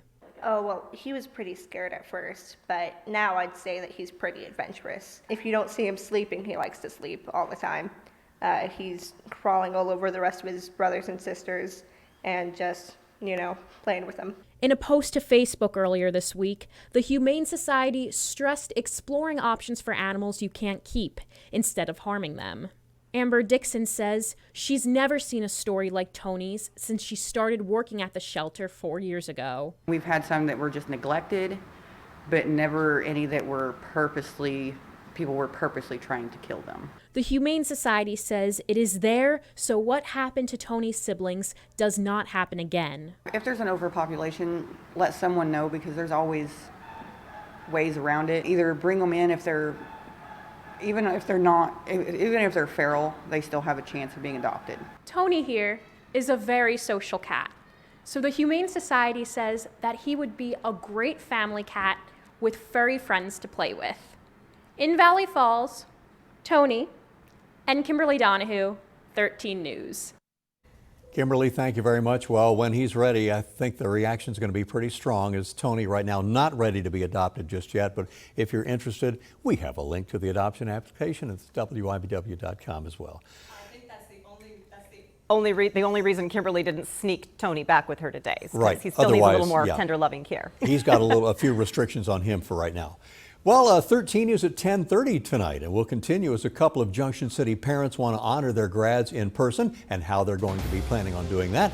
And a few people with the chance to visit the animals at the Topeka Zoo once again. But before we get to that, you will hear the story of a fighter. Doctors said Frankie would never survive, how he and his family fought back and are part of a breakthrough giving hope to other families. You're watching 13 News at 10 with Melissa Bruner and Ralph Hipp. 13 News, Kansas News Leader.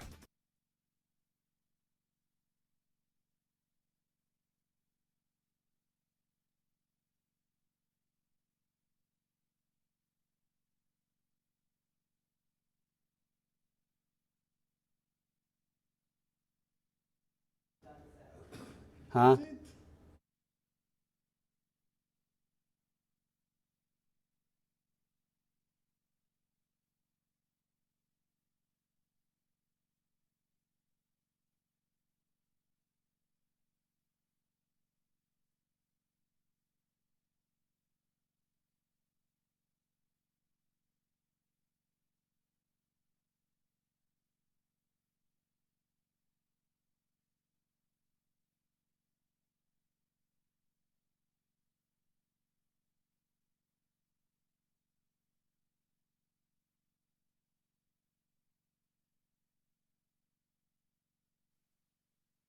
This is your First Alert weather forecast with Jeremy Goodwin.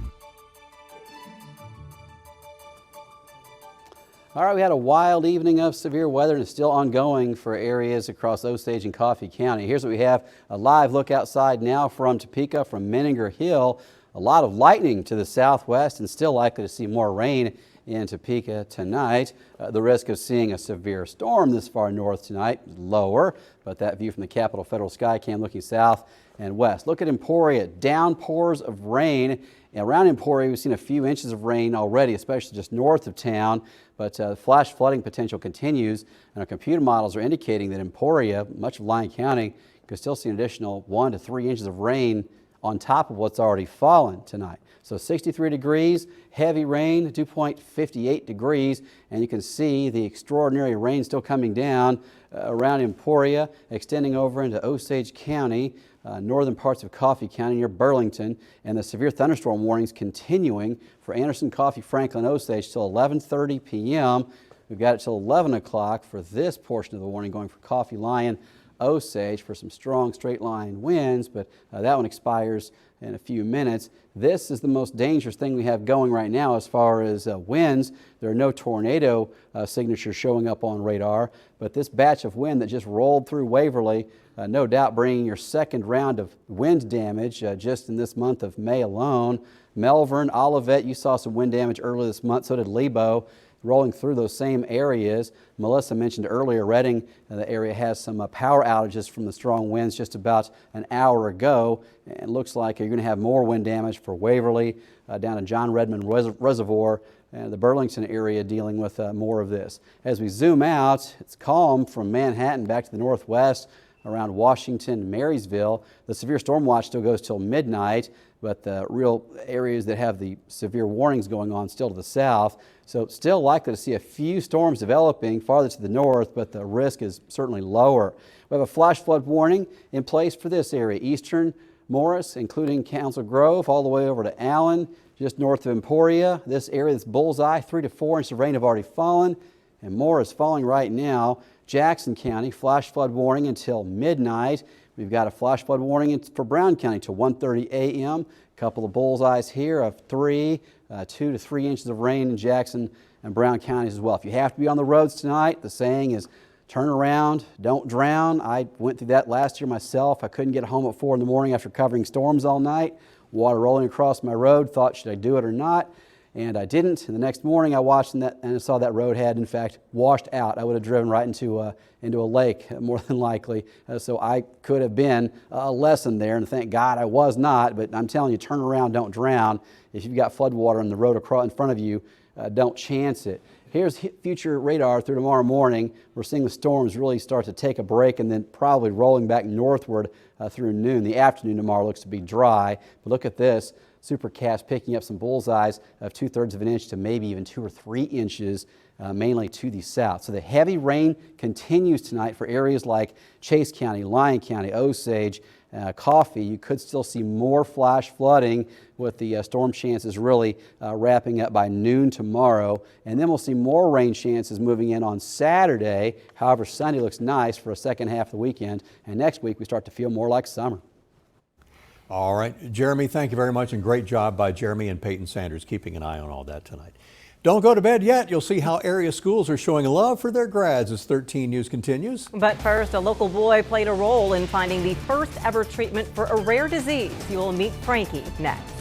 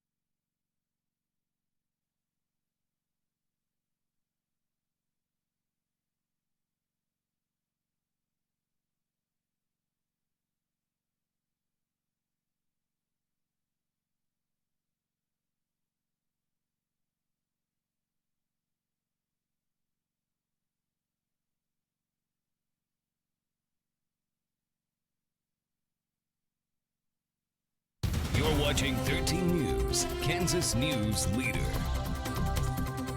A young boy from Lawrence played a role in finding the first ever treatment for a condition that leaves 1 in 3,000 children with disabling and often disfiguring tumors. At 10 years old, Chief Photojournalist Doug Brown and I share how Frankie and his family are finally finding out who he is. Every day with Frankie Fergus is a gift. This kid has fought off 10 years of a medical diagnosis that wasn't going to give him a chance to live. Frankie started having breathing trouble almost immediately after birth. No one knew quite why until a baseball-sized growth on his neck made a doctor suspect NF, neurofibromatosis. It's a genetic condition causing tumors to grow around nerve fibers. I left the office and I collapsed.